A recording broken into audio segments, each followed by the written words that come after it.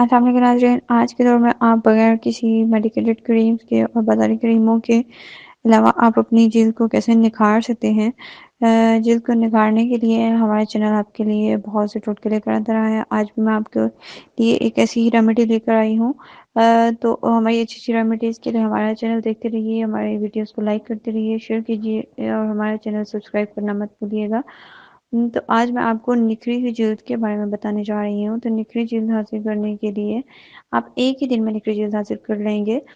तो एक रात में अपनी गोरी रंगत के लिए आपको करना यूँ होगा कि आलू के साथ आपको मास्क लगाना होगा।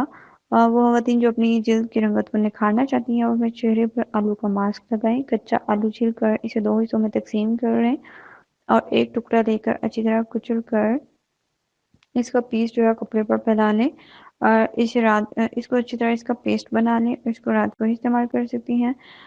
तमाम रात में इसका अर्क जो है वो जिल्द में जज़्ब हो जाएगा और सुबह रुई को पानी में डिप करके उसके साथ अपना फेस को साफ करें। आप एक दिन में गोरी स्किन हासिल कर सकती हैं।